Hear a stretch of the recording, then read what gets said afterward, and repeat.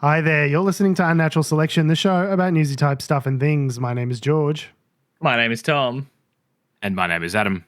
And with our powers combined, we are Unnatural Selection. Make sure you visit us at our salubrious home on the web, unnaturalshow.com. It's a podcast about the news. Get excited. Yeah. And I was thinking this week, not much has happened. Like I was looking through my news articles, like not much is happening in Australia. It's all pretty chill. Albanese is about to do a speech, and the speech wasn't that, interesting. But then I was like, oh, hang on. America exists. Yeah. True. And that is literally just going full steam ahead with darkest timeline news. So according to RFK Jr., everyone's obliged to have a tiny twirly mustache by the end of the decade. Yeah. So we'll see how that goes. Yeah, it definitely seems like it's headed towards darkest timeline territory. So, I mean, Australia's being pretty dark. That guy set a synagogue on fire, but that's the story. Yeah, like that's it. Yeah. That's the story. There's not much we can add to that. Man set synagogue on fire, has been arrested. Is bad. Yeah, is bad. But otherwise, America's gone insane. So 15 years ago when we started this podcast in 2010. I remember people saying to me, what are you guys gonna talk about every week? I mean, it's a weekly show. You guys talk for an hour and a bit. What are you gonna talk about? Surely there's not that much stuff that you could really fill an hour with every single week. And of course they were unaware that beneath the misty mountain lurked a man so hungry for power, so filled with vitriol and ambition that his ambition, melted his brain, turned him into a horrific dark creature of the night, and that would force him to run for the presidency. And that creature's name was Donald Trump.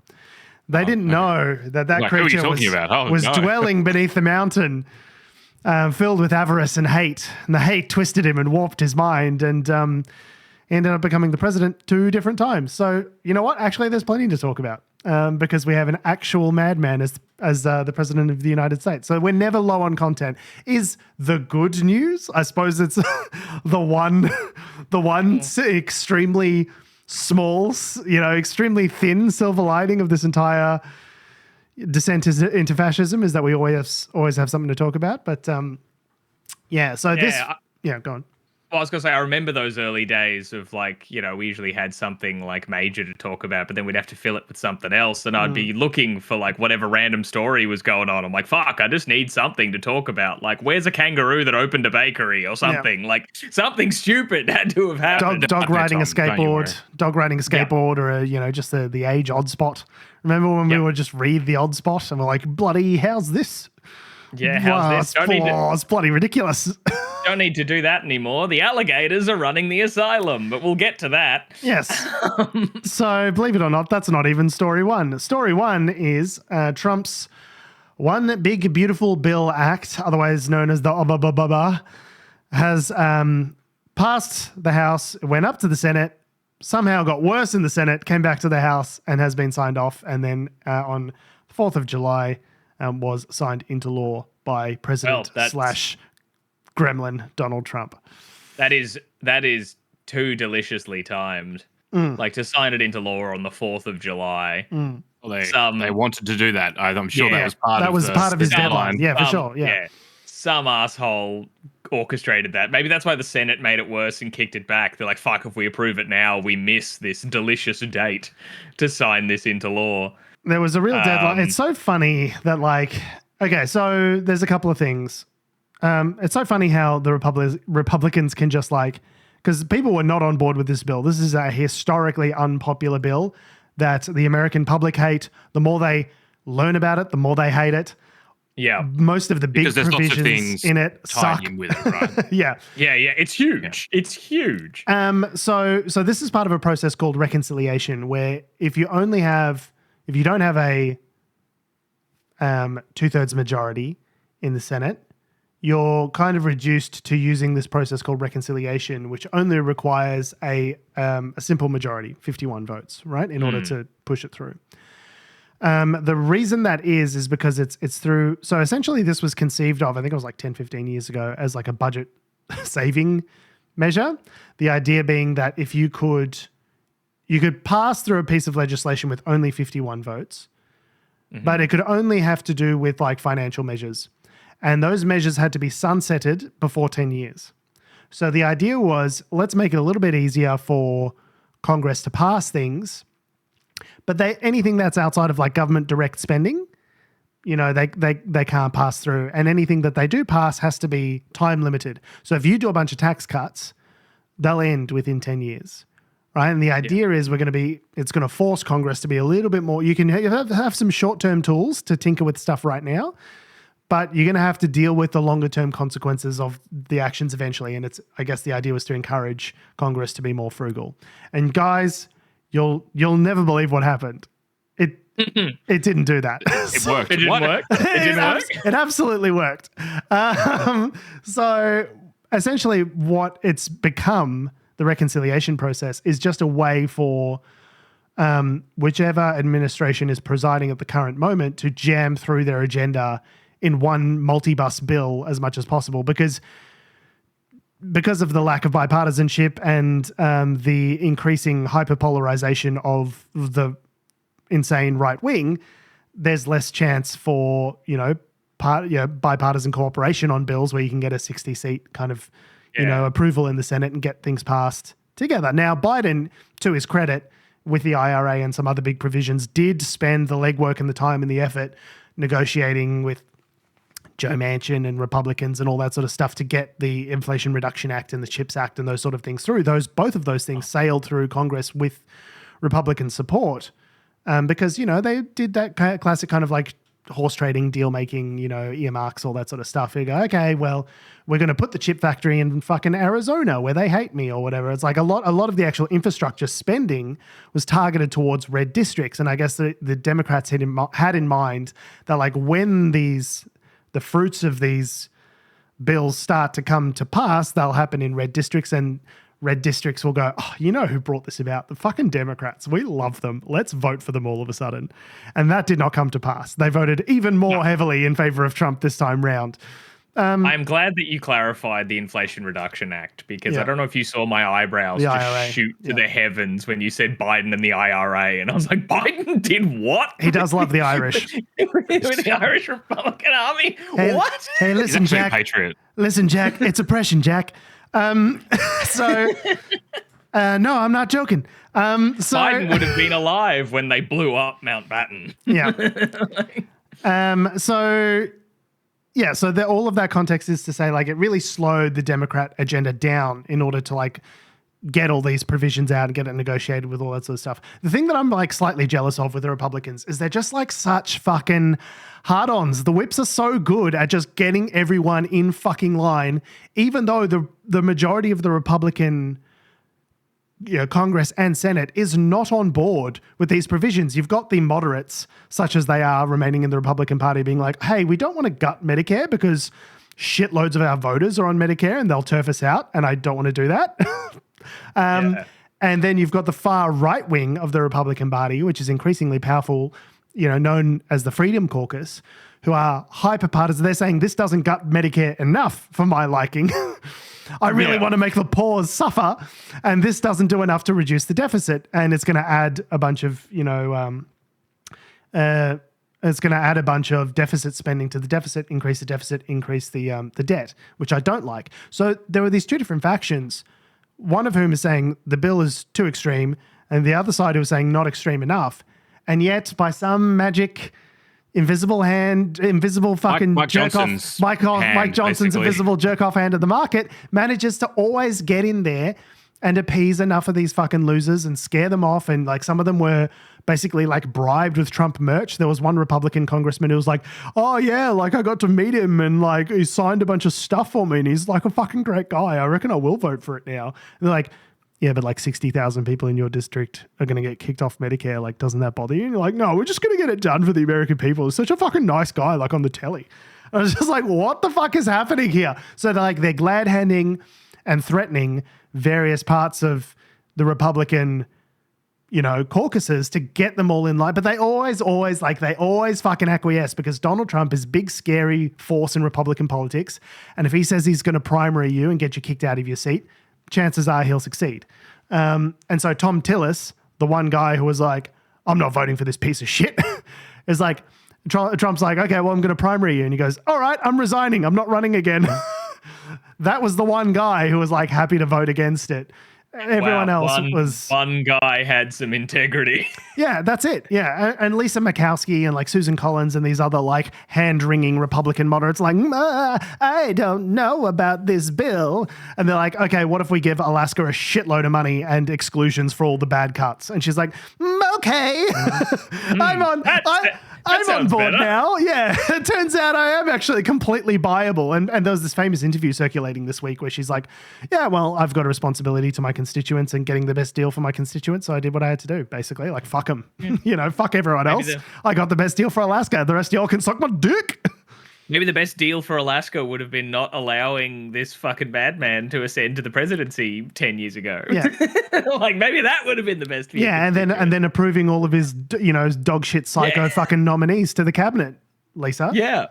Yeah, anyway, maybe that might have been the best plan. That's insane. Yeah, but they always manage to bully them. With the Democrats, it's like Joe Manchin is like, oh, he's basically the second president. We got to impress Joe Manchin. We got to impress coal CEO fucking Joe Manchin in order to get this bill passed. What can we do to suck off Joe Manchin and give him a hot stone massage and make sure he gets on board with this bill? Let's take 8 months to negotiate about it. Whereas the Republicans are like, I will fucking kill your children if you don't get on board with this bill. And everyone's like, alrighty, July 4th it is. Let's hit that deadline. Let's go.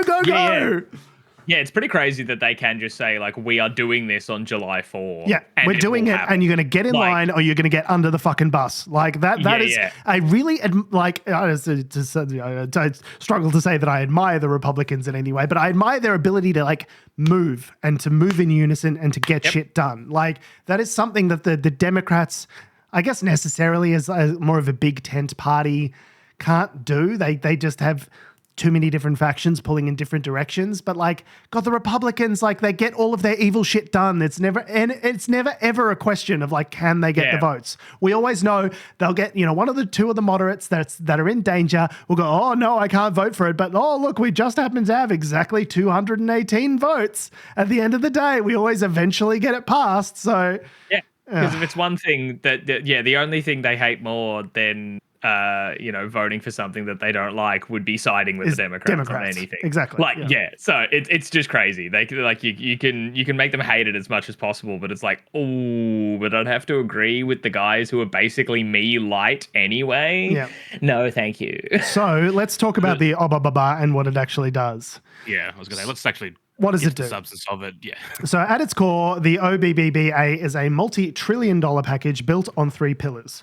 This is something I've framed up in advance because otherwise we'd be here all fucking day talking about it because it's 900 pages. First, it delivers approximately $4.5 trillion in tax cuts, primarily by making the individual and estate tax provisions of the 2017 Tax Cuts and Jobs Act permanent. So those are the tax cuts that Trump put through in 2017, which were previously temporary, right? Because under that reconciliation process, they were due to expire. Yep. So he's made those permanent now. And there's this weird little fucking accounting trick that they tried to pull where they said, oh, well, because it's already the case, if we make those tax cuts permanent, it's not new deficit spending, it's like baseline spending. That's revenue we were already foregoing, right? So for example, Tom, if you go on holiday and you're spending, $1,000 a day on restaurants and hotels and all this sort of stuff, and then you come back home and you go, well, I'm spending $1,000 a day. So if I keep spending $1,000 a day, I'm not any worse off. Even though you're at home and you can't keep spending at that rate, you just go, well, I'm just going to spend $1,000 a day anyway on blackjack and hookers. I'm not losing any money. I'm doing the same as I was before. It's worked for me. It's worked for me so far. So far, so good. There was some budget bullshit that they were trying to pull there saying like, it's not deficit spending because magic. And everyone thought that was bullshit. Then they tried this other thing called dynamic scoring, which we're getting so into the weeds here, but like very, very briefly, what it means is like you take into account what the growth in tax revenue is going to be as a result of your policy. So Republicans will argue forever. It's the exact same Republican line since fucking Reagan. Tax cuts will bring money to the wealthy will spend money, and money will trickle down to the rest of you fucking plebs, right? And it'll grow the economy and everything will grow and everyone will be happy because of that increased, the tax revenue will actually go up because everyone's got more money to spend, right? And so what dynamic scoring does is it basically takes that into account. It goes, okay, what's the effect of this policy on the economy? And then how does it feed into tax revenue? Does it grow the economy? Does it shrink the economy? What happens? So they did dynamic scoring. The Congressional Budget Office, which is a nonpartisan body, put together their assessment of it. Like, actually, if you look at the dynamic scoring, it actually is worse than the static scoring because it's going to be inflationary and interest rates go up. Interest repayments on debt is now the largest line item in the American budget, costing more than the Pentagon, healthcare, and everything else. So if you do this and it makes debt more expensive, it will be much worse for the economy than what we currently have. So even using their tricky fucking accounting chicanery fuckery, it's still worse than what the current situation is. Anyway, so first, it makes those temporary tax cuts permanent. Second, it funds these tax cuts and new spending initiatives through approximately 1.2 to 1.5 trillion, with a T, in spending reductions aimed squarely at the nation's social safety net, enacting the largest cut to Medicaid in the program's history and imposing stricter work requirements and eligibility hurdles for both healthcare and food assistance recipients. So SNAP, what people know as food stamps, which helps feed people who don't have enough money, who would otherwise starve to death. We're going to be cutting that down drastically. And we're creating work requirements. We're not cutting Medicaid. But we are creating a bunch of administration hurdles and painful work requirements, which means that we project by our numbers that up to 17 million Americans will lose their health care because they will fail to meet these new requirements. So they go, we're not cutting Medicaid. We will make it impossible for you to get Medicaid, though. Yeah. They're essentially doing what I forget if we still do this here in Australia. I was watching like John Oliver did a bit of coverage on the big beautiful bill, and specifically like the social services aspects of it. And like they're essentially doing work for Centrelink. Yeah, work for the dole. That like Tony Abbott at least proposed. Do they still do that? I forget. Yeah. I know there are mutual obligations. If you are taking like a job seeker, for example, you are obliged to apply for a certain number of jobs per month and show that you're actively looking and all this sort of. You need to provide evidence of that. So basically, essentially doing the administrative, like let's try and get people off social services by making it impossible tediously, administratively dull and confusing that they won't even try. Yeah. Like, exactly. it's fucked. I was like, hey, we do that here. I was like, America, it's just like us. Yeah, you're as onerous and shitty as we are.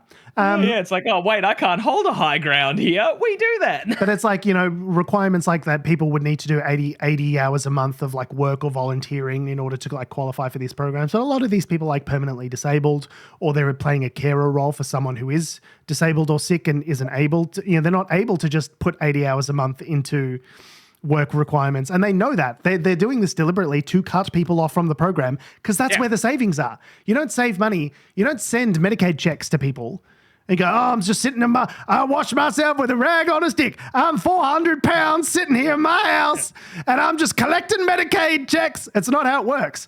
No. Medicaid is you go to the doctor and the government pays. It's like bulk billing here that we have for the GP. The government pays for your doctor's visit if you are of a certain, below a certain income threshold, right? Yeah. The only way that you save money with a program like that is to deny people healthcare. So up to 11 million right off the bat will have compromised healthcare. Up to 17 million people over the next 5 years as certain provisions and things expire. This will murder people. Like, thousands, hundreds of thousands of people will be worse off, will be living lives that are more impoverished. They will be more sick, more unhealthy. And the irony is it's going to cost the government more because more of these people will not get preventative healthcare. And then they'll turn up later in an emergency room visit, which costs the state 2 times as much out of the public purse in order to treat issues which have then spiraled out of control and become chronic health conditions or emergency situations. If you go to a doctor and go get a heart tablet, get a statin because your cholesterol's too high, well, you don't have to go to the emergency room, which costs $20,000, $30,000 2-3 years later because you've addressed it up front. So it's ironically going to cost more cutting all of this preventative healthcare, to the extent to which rural hospitals are preemptively shutting down because they know they will not have the ability to balance their books if they don't have these Medicaid patients. There was a hospital that shut down yesterday because it's like, well, we're fucked. If this is signed, we're fucked. We can't operate anymore. We're shutting down. So where do those people go? You know, like, it's not like those people stop getting sick. Where they go. That's what they want. They want them to die. They want them to fucking die. And these are the people, ironically, the people have been getting more and more poor people have been voting for Republicans. It's the biggest act of like self-foot shooting that I've ever seen, where they're like, thanks for your vote, cuck. Let's fucking kill you. Like, see you at the midterms, get fucked. Yeah. Like, it's so crazy. I forget the name of the congressperson who was being grilled at a town hall about this, and when someone shouted we're all going to die, supporting this, people will die, and they went, oh well, we're all going to die one day, folks. Like, let's get real. It's like, oh, Jody, that was Jody Ernst, a former pig farmer who talked about cutting off balls off pigs in one of her election ads. Is an Iowa representative. And basically in a town hall meeting, she said, well, we're all going to die. And then she released an apology video, which was basically her saying like, I'm sorry, y'all didn't fucking understand you were going to die, dipshits. Like the callousness is just like, frankly, it's crazy. It is Olympic level black tar heroin weapons grade callousness. They like, I really can't. What can you expect out of, like, it just seems like you want to kill your constituents. And China's just standing back going, it's like just absolutely fucking incredible, guys. Like, if we were, like, we couldn't have written a fucking policy that would hasten America's demise better than this. You guys have really outdone yourselves. It's just incredible. Yeah, Putin's just like stroking a cat in a big villain chair somewhere. My God. I thought that sentence was going in a very different direction. Putin is just rock hard, I assume. Third, it redirects federal resources towards new national priorities, allocating roughly $350 billion in new spending for defense and a massive expansion of immigration enforcement, including funding for a border wall and mass deportations. ICE now has received a budget increase of $130-something billion, which, if it was a military, would make it the third largest military on Earth. ICE is now larger than the military of all of the European Union combined. It's crazy. And like they're just a bunch of like balaclava jackboot thugs. Yeah, like that's. Yeah, well, now there'll be balaclava jackbooted thugs with money cannons. So, you'll be so essentially the way it's been framed, the way it's been assessed by the Congressional Budget Office is basically just an absolute net income loss for the poorest Americans. With very minor tax breaks, which are temporary, in order to give major tax breaks that are permanent to the richest Americans. It is a direct wealth transfer from the poorest Americans to the richest Americans for the reason of go fuck yourself pause. It is the cruelest, nastiest piece of legislation I've ever had the misfortune of gazing at in my life. Yeah, it's crazy as well, just because it's so blatant as well. Like, because no one's trying to hide anything. Yeah, there's other legislation, where it's like, oh well, you're cutting this and increasing that, so there's the wealth transfer. But this is like straight up we are taking money from poor people and we are giving it to rich people. The bill. Yeah. No smoke and mirrors. It should be called the reverse Robin Hood. Yeah. No funny legalese. Like, nope.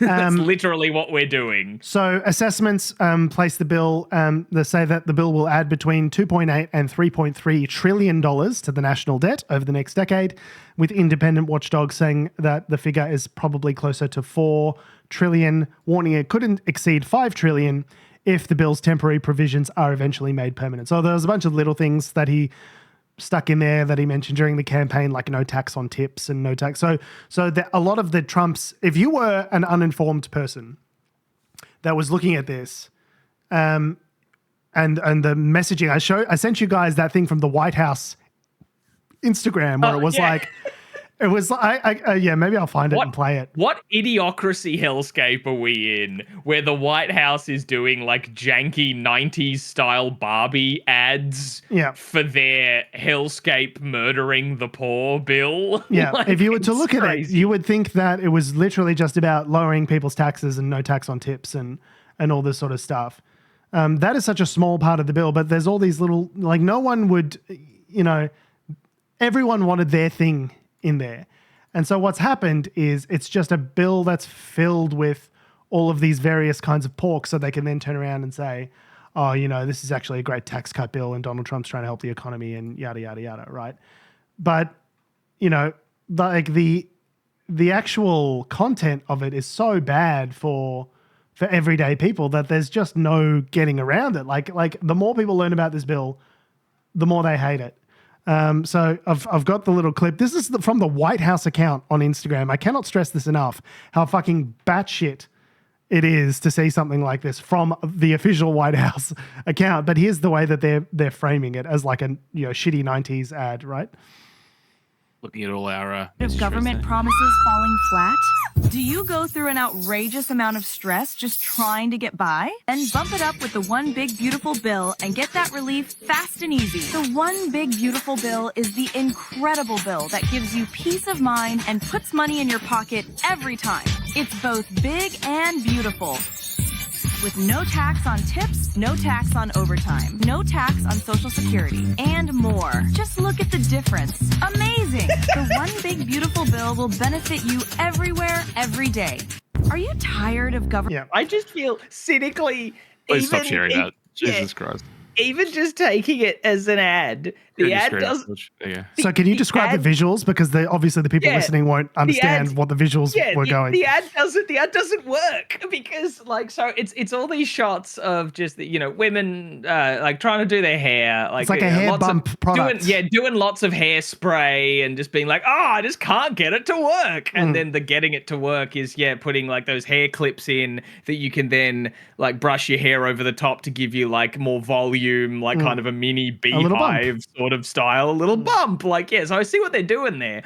But when they then get to like the before and after shots of just like, this is what they were before. And with the Big Beautiful Bill, their hair looks like this and they look fucked. Like they look like Karen, a lot of Karen haircuts. A lot of crazy Karen haircuts. It looks like they put a motorcycle helmet on and then a wig. Like they look insane. And it's like, so after the Big Beautiful Bill, you'll look like a fucking moron. I think it's a real product. That bump hair thing must be a real product. And they've like repurposed the ad with this new like voiceover over the top. Like, they're definitely real things. Bro, it's just a crazy. I was scrolling through my Instagram reel. I was like, oh, haha, okay, it's like some pro-Trump fucking meme or whatever. And I was like, wait, this is from the fucking White House account. Is this real? And it's the actual legitimate White House account. And they're all posting like fucking Trump memes from the official White House account. It's crazy. What a crazy time to be alive. Born too soon to explore the stars, too late to explore the earth, born just in time to get Republican hate memes. Great.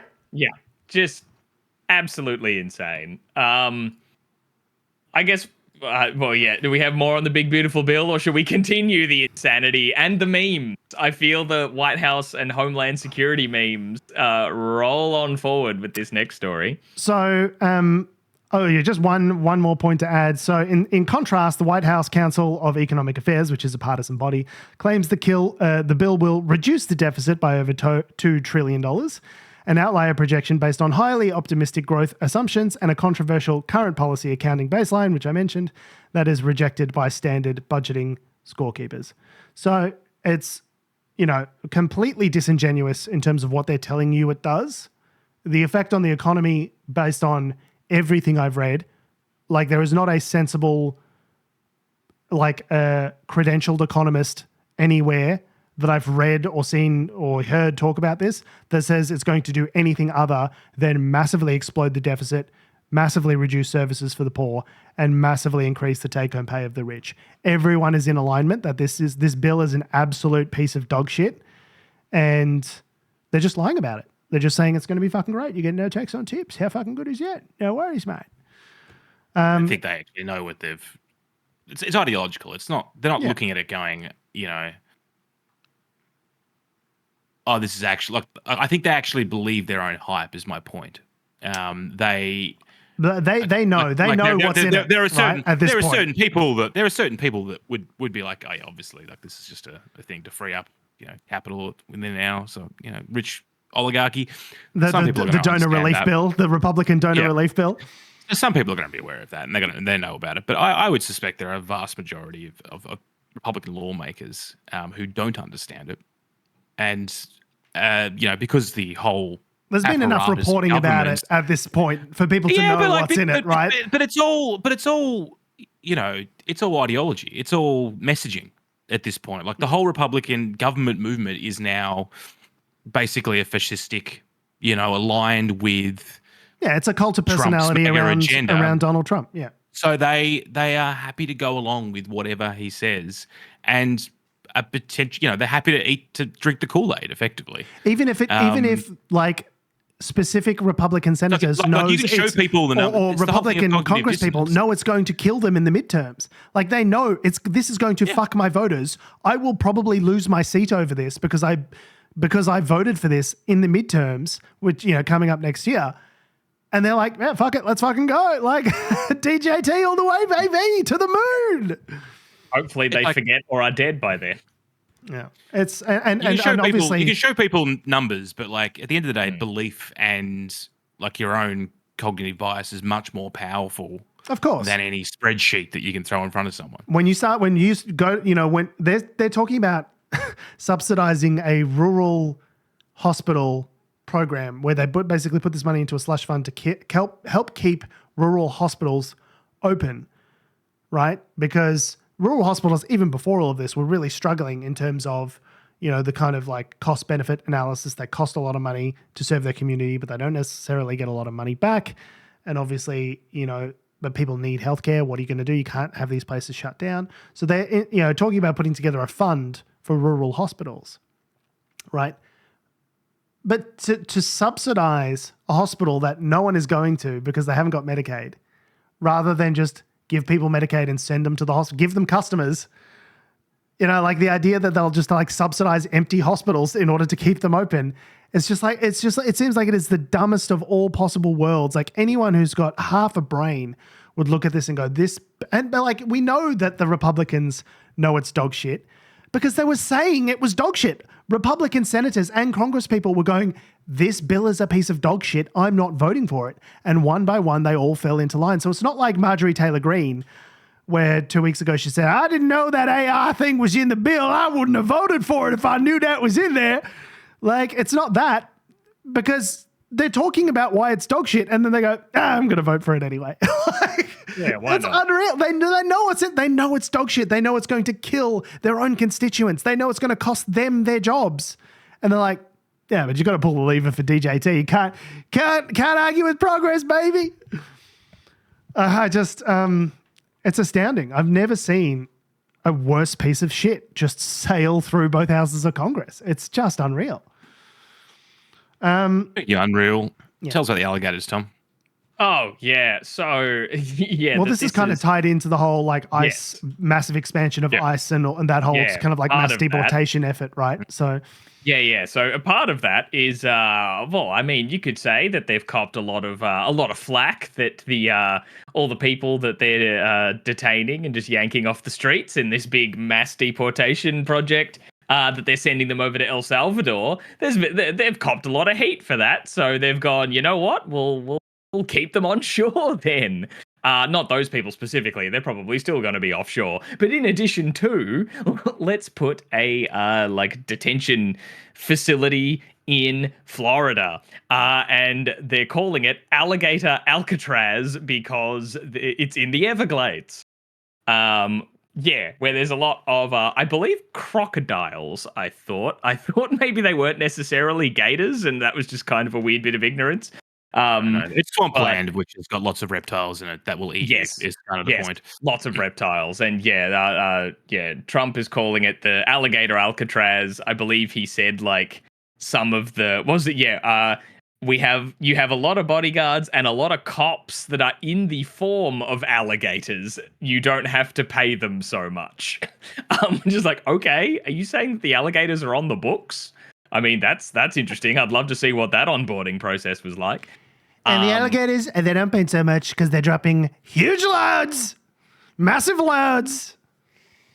It's the dumbest possible timeline that we're in. Honestly, it's so fucking stupid. This facility is going to cost $250 million a year to operate each year, every year, and is basically just a prison to hold migrants. And the thing that really concerns me about all of this is that there's, aside from the everything of it, the larger overarching concern that I have is that this is clearly part of an apparatus that the Trump administration is building to facilitate mass deportation and detainees, right? In the thousands, tens of thousands at this one facility.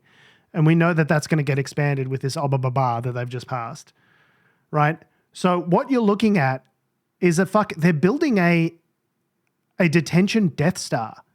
This is the beginning of like a mass fucking gulag infrastructure that the Trump administration is building.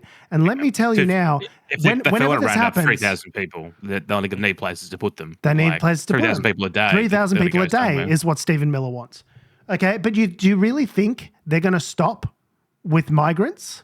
Do we really think we deported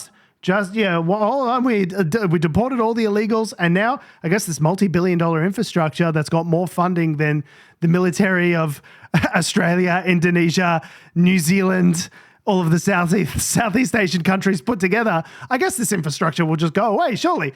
No, obviously, this is a apparatus that they are building to detain presumably American citizens at some point. They are building fucking gulags. This is what's happening right now. Yeah. Like the Uyghur camps in China don't look like fucking nothing to this. Okay? They are building a fascist mass detention infrastructure now. It's happening. We're seeing it play out. The land of the free, though, surely. Land of the free, home of the fucking brave, Adam. As long as it's also like hilariously short-sighted just based on their numbers alone, because so they built this pretty quick.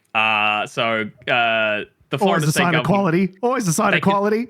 They constructed it in 8 days, according to this article. 8 days. I don't know if that's from flat nothing to something or if it was a pre-existing building that they've converted, but 8 days is a pretty crazy turnaround. Amazing what you can build when you've got hate in your heart, just really fueling your fire.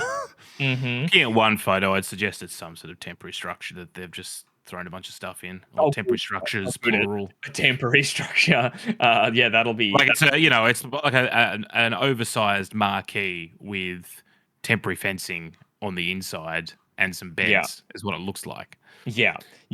So it's not like a fucking full facility with full of armed guards, but it is surrounded by alligators.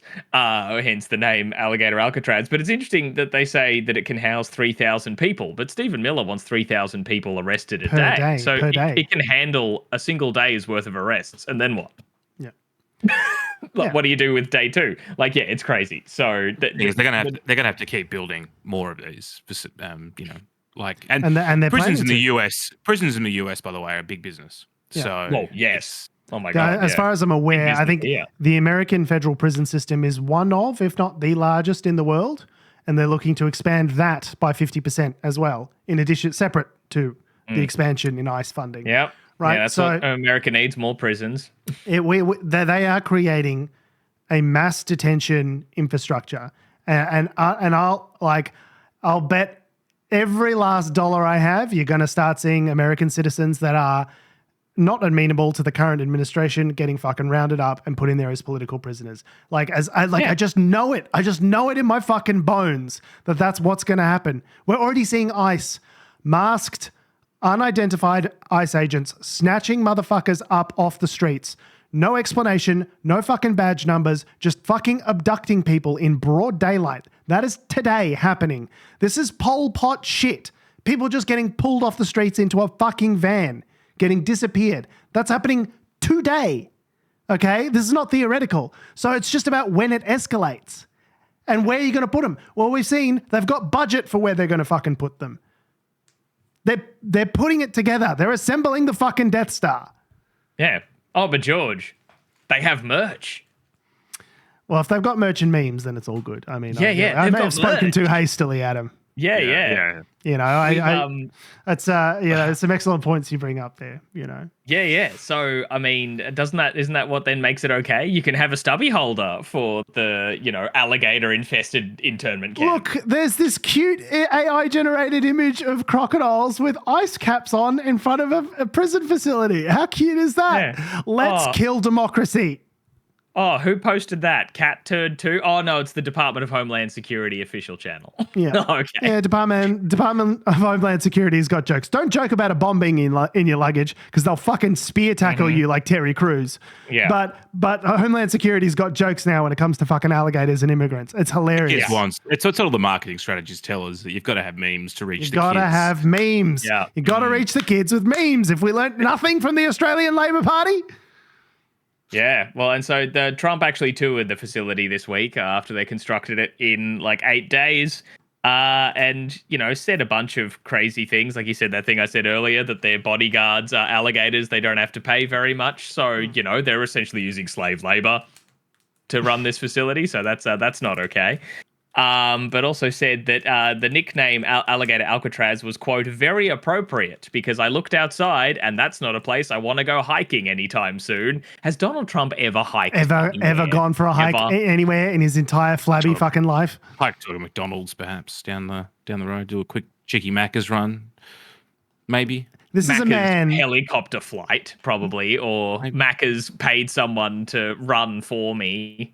This is a man who legitimately believes. Outsourced jogging.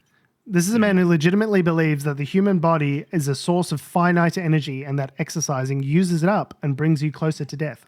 That's a real thing that Donald Trump, the president of the United States, believes. I don't know why. I can't explain it to you. It's nonsensical. It makes no sense. That's something he thinks. That's speaking of making sense. In that same press conference that Donald Trump had at the Alligator Alcatraz, Kristi Noem was there as well, and she was saying some fun things about the kind of people that ICE are finding. Just finding them. They're just under the couch, just like here's someone. We got some bad hombres. Okay, yeah, you just trip over them. Massive loads with these bad hombres. I can't stand his fucking voice. I can't believe I need to do this impression for another 3 fucking years. What an absolute stitch up. Let's play the Kristi Noem clip. Jesus fucking Christ. To the crazy shit that she said. President Trump is upholding freedom by what he is doing. The freedom to live safely in this country and to do things legally and to have justice. And because those liberals, and I'm calling out you, CNN, I'm calling you out because you lie every single day about what these operations are. We are going after murderers and rapists and traffickers and drug dealers and getting them off the streets and getting them out of this country because Joe Biden let the worst of the worst come in here. The other day I was talking to some marshals that have been partnering with ICE. They said that they had detained a cannibal and put him on a plane to take him home. And while they had him in his seat, he started to eat himself. And they had to get him off and get him medical attention. These are the kind of deranged individuals that are on our streets in America that we're trying to target and get out of our country because they are so deranged they don't belong here. And they shouldn't be walking the streets with our children. And they shouldn't be living in the communities with our families who just want to grow up, go to job, raise their children to grow up and get a job and to live the American dream. So go to job. Someone think of the children. Well, somebody think of the children. Of all the things that never happened in the history of things that never happened, that one never happened the most. That is the most obvious. She doubled down. You repeated it in the press conference. Two different times. She's like, you wouldn't believe the fucking cannibals. Huge loads. What are you talking about, Kristi? Of course that never happened. Use your brain. What's going on in that fucking head of yours? Cannibals? What are you talking about? Have you ever seen a man eat his own head? I have not. I all have once now. I just lost my shit. So she's making the argument There was a cannibal. Presumably, they found this person eating someone. How else would you know he was a cannibal? They put him on a plane, and the cannibal got so hungry for cannibal meat, he had no choice but to start eating himself. That's the argument that you are making out loud in front of adults, Kristi. He was too hungry. This guy's never been hungry before because he's always had people to eat. But he was on a plane and they didn't have an in-flight meal. And he's like, oh, I just got to eat a thumb. I'm so fucking hungry. I can't bear it anymore. He had to eat himself. That's how fucking crazy this guy is. I mean, that's one way to ground a flight. If you've ever wanted to get off a flight, just start chewing on your own arm or something. But I don't know. I think she's worried about these people walking around with their children. I think that cannibal is arguably a former child. Where's their rights? Yeah, I never thought I'd be on the... Think about yourself. I never thought I'd be on the pro-cannibal side of this argument, but there you go. Pro definitely real cannibal. But the pro absolutely totally real documented cannibal. Mm-hmm. Yeah, it's cannibal. Yeah, you would have that you would have thought that if we'd found a cannibal, it'd be huge fucking news. No, just unnamed source says he reckons there's a fucking cannibal on there. It's marshals, George, so you can trust them. Do I believe it's possible that someone is being so horrendously tortured by the Department of Homeland Security and that they are so afraid of being deported back to a country where they know that they will be murdered, that they instigated some kind of self-harm in order to stop a plane from going? That, I think, is absolutely completely possible. That this person is being tortured so badly that they self-harmed in order to prevent themselves from going back to the place where they knew where they would be murdered. Yeah, I could see something like that happening. I don't think cannibal needed a snack and got hungry and so he chewed on himself is the narrative. It's just the dumbest possible fucking people in this administration. The most absolutely sympathetic to complete, utter, dumb fascism. So credulous. So dumb. Don't worry, George. Elon's going to fix it. Elon's going to come to the rescue and rescue American democracy. Yeah, just like he did last time when he spent $277 million electing a man that he argued was a pedophile because he was included in the Epstein files. So he said, I knew that about him and I also helped single-handedly get him elected. That's the argument for him. Yeah. And do a bunch of shady shit. And then have a falling out. So who wants this one? I've talked a lot. So I never thought I'd hear that. Elon Musk. That's how you know the meds are working, Tom. Wait. So Elon Musk has had a moment of, several moments of self-reflection. And turns out he hasn't been quite so happy with this big, beautiful bill. He's not quite happy with some of the provisions with it, and he's been saying it's because it cuts all of the energy credits that Tesla was actually making bank on. It's the only thing that made Tesla a profitable company was all these carbon credits that he got for selling electric vehicles. Don't worry about that. No, he's just a man of principle, George. Mm-hmm. Which is, I guess he thought he was better inside the tent than outside the tent, but now he's outside the tent anyway, so here we are. And so this online spat, despite saying that he went too far and making amends to try and apologise, the online spat has been continuing for weeks now. And so he's had an idea, which he announced on X the other day, and it's like, what if I created a new political party? And it's not even a what if. He says that he's actually done it. Guys, allegedly. Hear me out. I'm the first person to think of this. A third-party alternative. Who's Ross Perot? What? What? No, I must be the first person in all of American history to think up the idea of a third... Guys, shut the fuck up. You know, there's the Democrats, and they suck. Right. And there's the Republicans, and they suck. Guys, what if we had a fucking different party, bro? What? Pass the joint. I'm so stoned. Where's all the ketamine gone? The America Party, which is... Oh, good. Right. That's exactly what America needs. Perfect. Hey, America could use a third party. What they don't need is one led by Elon Musk. and called the America Party. Yeah, very far right wing patriotism front fucking coded. Is Palmer United fucking yellow third party bullshit he's trying to get started. And gone, I could do that. I can run someone in every single. Allegedly wants to target particular districts. He's like 2 to 3 Senate seats and 8 to 10 House districts. And he's got the money to do it. I mean, he could run a candidate.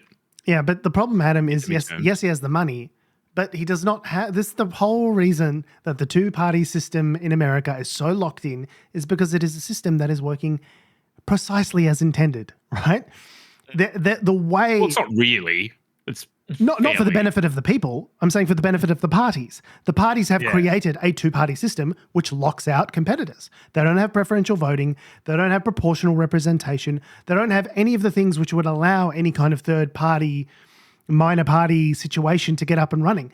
It is not a system that works on coalitions. When the founders of the Constitution initially started the project, the American project, the whole idea of a party infrastructure was antithetical to the whole project. They were saying, no, it's going to be a uniparty system. We're going to have one party, and we're all going to, Jefferson in particular was like massively against the idea of there being two parties. So the idea that you can have a multi-party diverse rainbow coalition, Benetton ethnic, rainbow democracy, 5 parties. We're going to have Syriza. We're going to have the Golden Dawn. We're going to have the other fucking Greek parties. That's not going to happen in America because the system is not set up to support it. The way the Electoral College works, the way they're first passed, it just doesn't make any, you cannot have a third party given the electoral system in America with the two embedded parties, the Democrats and the Republicans, being as embedded as they are. It just will not work. Andrew Yang was trying to do some forward fucking third party thing for the last couple of years. That's gone fucking nowhere. It just can't work with the American electoral system as it's currently structured. And that's for the benefit of the two major parties, right? There's a reason the Libertarian Party and the Green Party go to bat every election cycle, and they never get fucking anything. They get 3% of the vote. The hardest thing is even getting ballot access in all 50 states. You might have the Green Party, but they're only actually available to vote for in 36 states or 38 states because of how onerous it is to get on the ballot. Like only people each individual state and each individual they've all got their own rules, and they've all got you got to collect 100 whatever 11 squillion signatures, and you got to have this kind of ground operation. You need that kind of ground operation in order to justify the spend. So like even if you're someone like Elon Musk with hundreds of billions of dollars to spend, the ability to wind up all of that infrastructure separately in 50 different states is not feasible within one election cycle. That is something you would have to spend decades doing. And I'm sorry, the man who spent 90 days at Doge and called it a fucking day does not have the patience to sit through a multi-year process in order to build up the kind of infrastructure that he's talking about. Keep giving him ketamine and be like, here's the ketamine fountain, like a cat. You know what it is? It must be some kind of political strategist to go, just fucking give as much ketamine as he wants, man. I'm billing absolutely crazy off this. I'm going to buy a fucking boat, bro. Let's go. If he wants ketamine, bring him the fucking ketamine. I'll get him the ketamine. Contrary to Adam's advice, do not give your cat a ketamine fountain. Dear God. Title of the show, The Ketamine Fountain. Speaking from personal experience, Tom. Trust me, it's bad. He hasn't specified any of the seats that he's going to be targeting, but that's just not a detail guy. He's just kind of like a big ideas kind of guy. Like, let's make fucking cars that drive themselves. And the engineer's like, we can't, Elon. We're going to kill people. And he's like, we're going to have self-driving taxis. Woo! Woo! Well, yeah. Woo! I mean, sucker! This is yet another one of his like ideas, which is just, I posted a Twitter poll with a sentence next to it. Like he literally just posted Independence Day is the perfect time to ask if you want independence from the two-party system with a poll. Knowing full well, no, he's not a moron. He just plays one on the internet. Knowing full well that there's no kind of like sampling or skewness that you can place on those results to see who's responding. Are they even fucking Americans that are voting in this poll? Or are you just capturing global discontent with politicians generally and go, oh, well, they said 2-1 that they want a third party. So I guess I got to fucking do a third party, bro. I got no choice. The results are binding. Voice of the people. The voices, the results are binding. I have to. My hands are tied. I got to do a third party, the idea that I came up with. I have to now. What was the thing he said would be binding and then wasn't that he Twitter polled? Was it him stepping down as CEO? CEO. The CEO, that was right. Yeah. Well, he did. I mean, he's got Linda Yaccarino in there puppeting it for him on his behalf. But it's God, remember when that was the worst thing that Elon Musk was doing at any given time? Just buying Twitter and breaking the information space. Remember when we were like, oh God, couldn't get much worse than this. Oh, this is terrible. And then he's like, I'm going to fire $277 million directly into Donald Trump's fucking pockets. I'm like, oh, wait a minute. It can get worse. It can always get worse. It's like that line in Mountainhead, the movie, the Jesse Armstrong movie, the guy from Succession, where they're like, yeah, these billionaires sitting around going like, well, couldn't get much worse sort of thing. And then one of them says, oh yeah, what's the minimum wage in Sudan? Like, yeah, things can always get fucking much worse. Believe me. Anyway, what else is he doing? How's he gonna fucking get all this to come together, Adam? Well, he's not, because there's no detail. He just put a brain fart out. There's literally no detail. The detail will come, George. But he's going to form a party. He said he's definitely doing it. He's forming a party. It's definitely going to happen. Well, he said it's launched. Like on Saturday, I'm assuming US time, the Guardian's quoted his Twitter as saying, "Today, the America Party is formed." So take from that what you will. We did it. Mission accomplished. Mission accomplished. We got him. We got him, ladies and gentlemen. Anyone can just say shit. We did it. I think you won't hear that much about the American Party for a while until you'd think he'd be more focused in the Tesla and SpaceX debacles that are currently going on. Oh, the spaceship exploding, but no, bro, like just fucking think about it, because it's like it's America, but it's America the party. Who doesn't love America, bro? Woo! More ketamine for everyone. Spaceships are meant to explode. No, bro, it means we're failing, which means we're one step closer to success, bro. Yeah. Where is my ketamine? I asked for ketamine.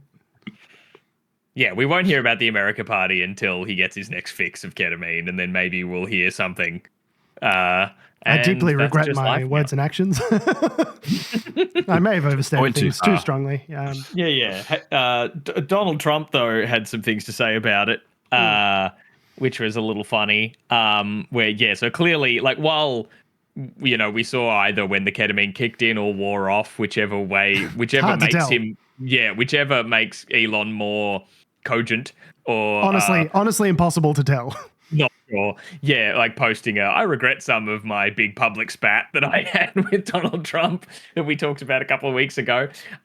Clearly that hasn't mended the relationship, because Trump posted on the social media platform he owns, Truth Social, saying that without subsidies, Elon would probably have to close up shop and head to South Africa. You know how much they love deporting people. And he said to a group of reporters in Florida, I believe at the same kind of junket thing with the Alligator Alcatraz, saying we might have to put Doge on Elon. Doge is the monster that might have to go back and eat Elon. Wouldn't that be terrible? So that relationship's going great. It's going real good. Why do you ask? Speaking of relationships that went great, do we want to talk about Antoinette Lattouf and the ABC? Sure. And then subsequently the Daily Mail?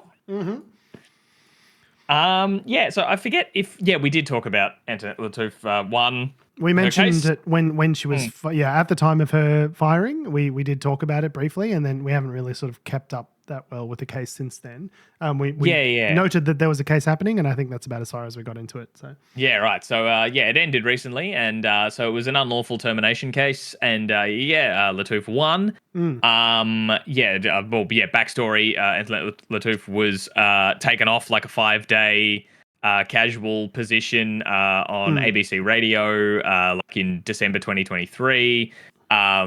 Which evidence presented to this case showed that this was due to pressure from like pro-Israel lobbyists and just like a contingent of people who like weaponized complaining to the manager, in this case, Ida Buttrose, the chair of the ABC. But we knew that at the time. There was reporting at the time saying, hey, there's this WhatsApp group of like pro-Zionist lawyers that have basically been getting together and lobbying to get Antoinette Lattouf taken out, like as part of, and it worked. Like we knew it as it was happening that was what was going on. It's not like this came out later, right? Yeah. And so they were seeing all the evidence, everyone got grilled, and they did, they found that, yes, she was unlawfully terminated. She was not given because like part of the reason why was she terminated? Firing line, what got her in the firing line was sharing on her Instagram like a post from the Human Rights Watch in December 2023, which talked about allegations of Israel using starvation as a weapon of war. Which it was and is. Which they were. Which it was and is doing, which is correct information. And but that's all Antoinette did. She's a journalist and like works in media, so was sharing like what a credible source was reporting, and that was enough to get her in the lines of Zionist lobbyists. Which the ABC itself then later that day also reported on. The ABC also reported on that Human Rights Watch report, right? So if she shared a link from her own employer, would that have been okay? Would that have been grounds to terminate her?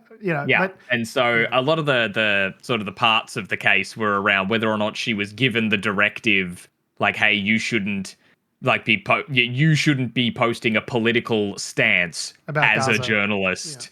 I think they were kind of like arguing it was against the ABC's like social media policy. Like you should not be taking a partisan stance on a political issue as a journalist, like remaining impartial, blah, blah, blah, blah, blah. But this case is kind of recognizes like, no, that's not kind of the case. They're journalists. They report on things, like just posting what credible sources have done. It's really landmark in that this has now kind of given precedent that journalists can't be expected to just not post. Well, but basically that the social media policies of these news organizations are essentially unenforceable.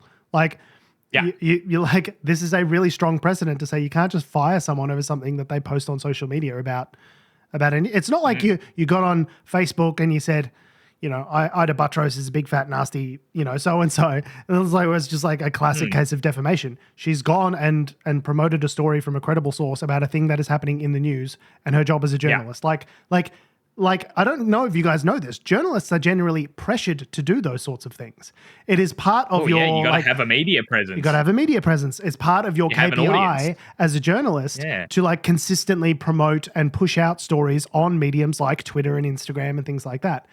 It also makes you hireable, like in other, like if you were changing newsrooms, like the fact that you've got followers who like trust you and your presence and analysis of what's going on online. Like, you brand yourself as a journalist. Like, you're all trying to be Walter Cronkite of Twitter. Yeah. And so the idea that, just because she posted something that pissed off the wrong group of people who then lobbied Ida Buttrose, who already didn't like her. Couldn't handle getting emails. Couldn't handle it. It seemed like, in the evidence. Couldn't handle getting some emails. Yeah, the communication from Ida was very much like, I'm sick of fielding complaints. It's like, oh, really? Was that really that bad for you? Anyway. And coming up with part of the emails, she was saying like, oh yeah, maybe she could like come down with COVID or something. And like, and the lawyer, I was asking her like, oh, okay, so you were saying like, lie. And like coming up with it as a pretext because you already wanted to get rid of her. And she's like, no, I just thought it might be a face-saving excuse. And it's like, that's literally the same thing. You don't see how those two things are the same? Basically emailing people directly in content and coverage saying like she needs to go and things like that. Like, it's as close to a smoking gun as you could conceivably have, which is like, I don't know if people know this, but it is such a violation of someone who is the chairman of a board, who runs a board, to get involved in operations. That is absolutely not what the point of someone on the board is. You have your executive team, you got your CEO, you got your chief of operations, you got your chief of finance, and all those people report into the CEO, and then the CEO reports to the board. This is how corporate structures work. The board will then provide advice on strategy, the direction of the organization, things that they should be doing to maximize profitability or whatever the mission of the organization is, orienting the direction of the organization, right? what they are never supposed to do is comment about the specifics of the operations of the business. This person needs to be fired, for example, is an absolute abuse of the authority that a chairman of the board would have, right? So the idea that, Ida Buttrose did this purely out of the goodness of her heart, even if that were the case, that she didn't have some pre-existing prejudice against Antoinette Lattouf, she didn't know who she was, right? She said, I didn't have any prejudice against her. And like, have you watched her? And she's like, oh no, but like I was a student of life and I had like absorbed information about her from the ether. So like I never sat down and listened to her, but I also know everything about her. And I wonder if there's a way of describing that, some kind of like prejudging. It's like a prejudge, a prejudice. Yeah, it's not coming to me if there's a word for that. Prejudice. You're a pre-Judas. You're going to betray someone in the back for no reason. Yeah. It's prejudice. That's the a prejudice. Oh, yeah. No, I don't know. Yeah, I don't know why it escaped me there. But yeah, the idea that even if we are to believe Ida Buttrose and take her at her word to say that there was no ill intent, no pre-existing prejudice against Antoinette Lattouf, she still should not have been directing the operations for the hiring and firing of a single employee, dictating that information to the operations team. And it's an absolute violation of her duties to be doing that. So it's like the ABC knew they were in the wrong here.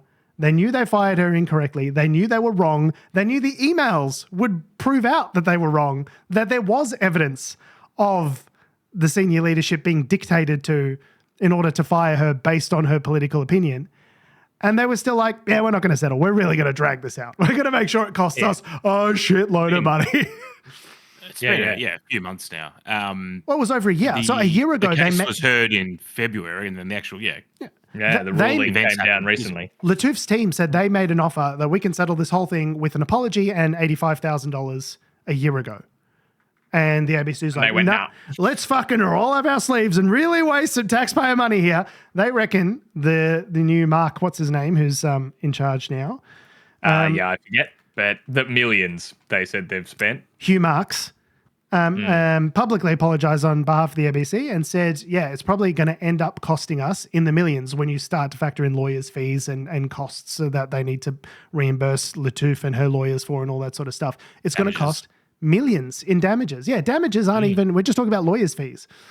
And so I hope it was worth it, given she was 3 days into just 5 days working for you. Yeah. A casual contract as well. It wasn't even like a, two more days and then she's not even there anymore. And then, you had to field complaints. Okay. She wasn't hopping on the air doing a kneecap saying, kill the IDF or anything. Like she was just she was posting news. She's a journalist. I'm not saying that everyone needs to be completely impartial and you need to compartmentalize everything about your personality and you have no perspective whatsoever. But you need to be a professional. You need to be, obviously not seen as a commentator espousing a particular direction in a two-direction argument. But she wasn't doing that. She was posting reliable content from Human Rights Watch. She was, and she didn't even go news. Yeah, check out this fucking genocide. What a bunch of pricks. It wasn't even that. It was just like reposting it. Like that's all it was, right? Yeah. It was reporting news. Anyway, there was a bit of a follow-up to this this week when the Daily Mail got involved. Is that you shared this over, didn't you, George? So this is from ETTE Media, which is Antoinette Lattouf and Jan Fran's new cooperative sort of journalistic venture, where they're sort of talking about, bias in the media and things like that as part of their content that they're putting out. So they put together a couple of slides today on how not to do journalism starring the Daily Mail. So they received an email and media inquiry from the Daily Mail, who we all know is a far right-wing Murdoch rag, which says, media inquiry. Hi, Antoinette. Hope you're well. It's Mary from Daily Mail Australia. You previously shared a post to Instagram in February highlighting the focus on women's outfits being analysed and judged in the public eye. Earlier this week, you posted a gallery of images showing off the outfits you wore to court. I was wondering what influenced your change of heart / the decision to share a post about your stylish outfits. Hope to hear from you soon, Mary. Yeah, just like, hello, we have a really like bullshit gotcha that we would like you to walk right into. Would you please? Here's a rake if you'd please step on it. Yeah. So Antoinette has posted her response. Hello, Mary. Below is my statement about quote unquote showing off. I find the Daily Mail to be a dishonest, sensationalist, and untrustworthy publication that repeatedly targets, belittles, and disparages women. I have no faith that the Daily Mail intends to report on me, my landmark win, or even my wardrobe in a fair way without sliding into defamation disguised as gossip. I'd be pleasantly surprised if you prove otherwise. Antoinette. So this is the piece. That'd be the end of it. You're like, I'm done. Okay, yeah, you showed them. And then step 3, publish the hit piece you were always intending to publish, complete with decontextualized quote. And so here's the headline. After complaining about too much focus on her courtroom catwalk, Antoinette Lattouf does a 180 and brags about the designers who dressed her while asking her followers, quote, what is your favourite look? By Mary Murad for Daily Mail Australia. In a statement to Daily Mail Australia, Miss Lattouf boasted about her, quote, landmark, unquote, win, and said she hoped to be, quote, pleasantly surprised, unquote, by this publication's article. It's just like, it's got nothing to do, absolutely nothing to do with the content of what she sent back to you. They're trying to do some weird hit piece about how she's, I guess, like not really a feminist because she posted her outfits that she went to court in. But it's clickbait, obviously, which is...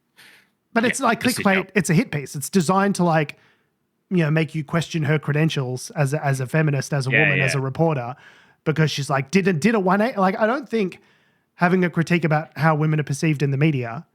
Listen, 3 guys on a podcast. Fucking listen up, guys. Okay. Yeah, I reckon we can solve this. I reckon we can solve this. I don't think the two things are not at odds. To have a critique about how women are discussed in the media, and then to also say, and here are my cool outfits that I wore. Yeah, that is not a 180. That is not showing off. And to frame it as such is already it's pre-dishonest about, the article that you're intending to write about her. You're framing this up in a way that's saying like, she's a liar. We noticed an inconsistency because you're a liar piece of shit. Would you get a comment? Like, it's so grubby.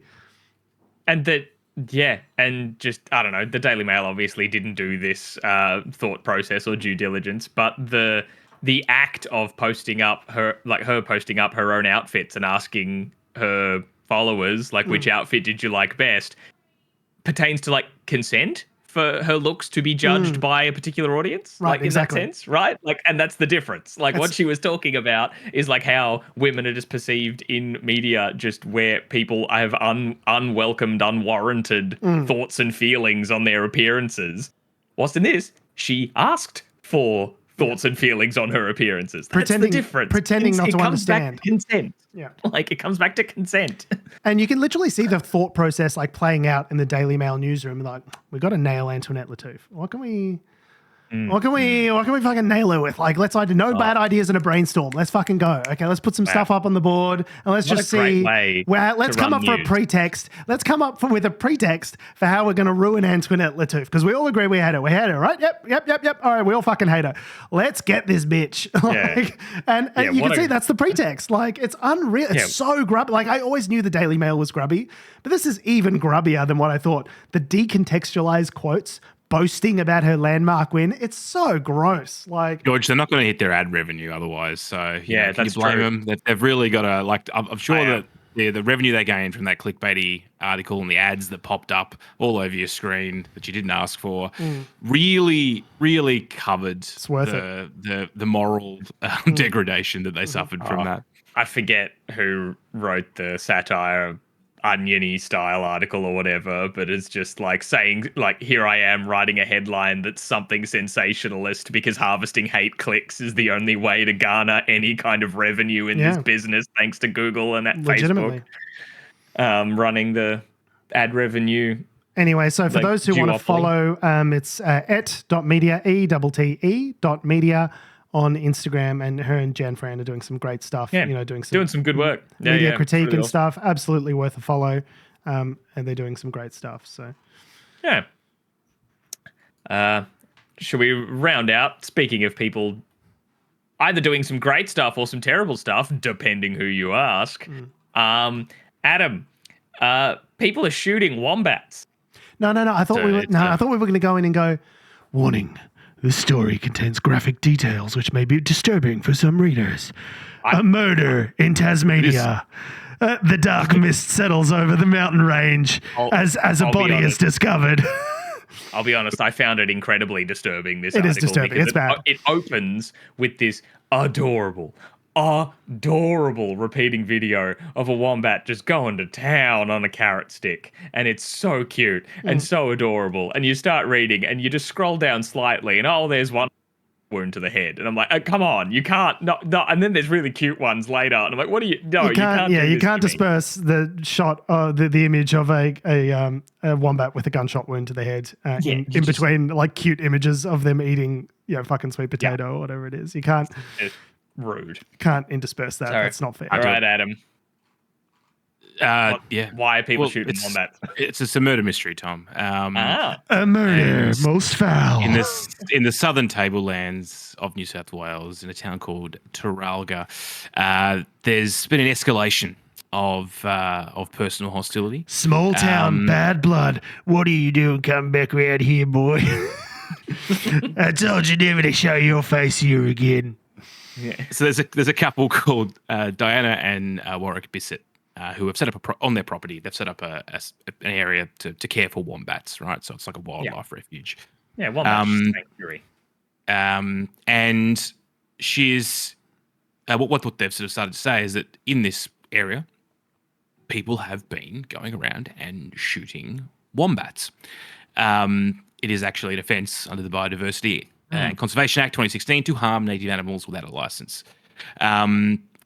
And you can actually face pretty serious prison sentences. Because I'm pretty sure wombats are protected. But yeah, it's depending on who you ask in this town, wombats aren't exactly the most favourite animal going around. So yeah, I knew him. Lots of people had a problem with him. Could have been any of us. In this article, which is kind of a bit more of a sort of I guess kind of like a story. It's written up sort of that way. But Diana and Warwick, they moved to this town. Initially were greeted, with a lot of friendliness, and there was a real community vibe, and they really liked this. And they bought a property and they moved in, and they set up this place to care for wombats. Anyway, their property runs past a road to a local tourist site, which is like a bunch of caves. Okay, and the road's pretty shit. So they had to. A bit of money came in from the feds or wherever, and the council was going to upgrade this road as part of a new tourism initiative. Anyway, so Diana and Warwick noticed that as part of this, they were ripping up the native vegetation around the sides of the roads, which included some wombat habitats and other native animals and that kind of thing. Like they'd sort of trampled upon a marked wombat burrow. So Diana got on the phone to the council, complained, got a lot of traction, and eventually the council stopped the work, went through and rectified the issues, and from the council's point of view, then built the rest of the road. And they believe they've complied with all laws. But in doing so, Diana... They've upset the delicate balance. The ecosystem's been disrupted. I'm not saying I wanted him dead, but I'm not sad he's gone. The locals weren't too happy about this because they, a region that needs some of that tourism dollars, presumably now people are sort of effectively online bullying her pretty much, as well as in person, as being a sort of like a bunch of green hippies and that kind of thing. She's had like tires slashed and that kind of stuff. So it's getting a bit nasty. And obviously their main business now is caring for these wombats, which are often getting shot. And no one knows who's doing the shooting. It's all sort of very, very touch and go. Now, the reason why people don't like wombats, why would you? We all know it's Greg. Like, surely we all know who it is. Greg walked into the local store the other day with a lovely necklace made of wombat teeth. Yeah. But who's to say? Apparently, wombats are a bit of a pest in the area because they dig up all the paddocks. The burrows are quite, relatively. There's a lot of disturbing things to these burrows in terms of the digging that they do. Farmers don't like riverbanks, and farmers don't like them. Farmers are, they don't want to roll their quad bike in a wombat hole in the middle of the night if they're going to help a lamb or something, right? So it's sort of become this real sort of like, I don't know, local town sort of like angsty vibes, and now people are just outright shooting these wombats. It's the next season of Deadlock. Like, as far as I'm concerned, who's doing let's go. Like, let's lock it in.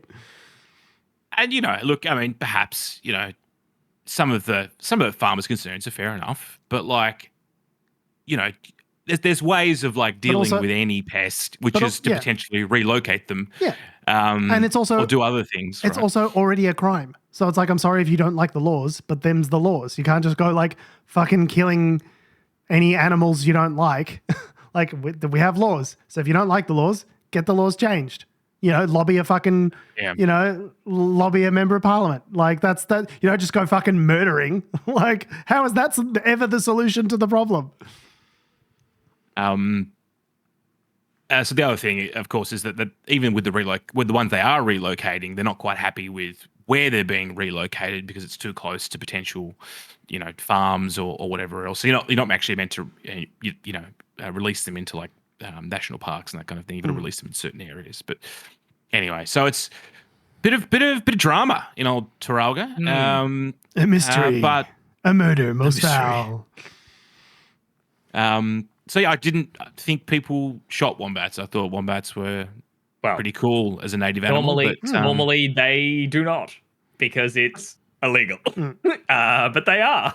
So I don't know. Are wombats now the new 30 to 50 feral hogs? Like, are we going to be talking about what kind of what kind of firepower do we need when a wombat shows up in the shotgun? Adam, you never know when 30 to 50 feral wombats are going to come charging into your house trying to fuck your wife, and you got to defend yourself. Okay? Well, you city folk don't fucking understand the country. Well, I know wombats. They can fuck you up. Like, wombats with those skulls, like, don't like wombats like run into people's legs and like break shins, like if they really want to. And then also as well, they're built like brick shit houses. Yeah, never ever follow a wombat into a wombat hole because they can just like shake their butts and cave it in on you.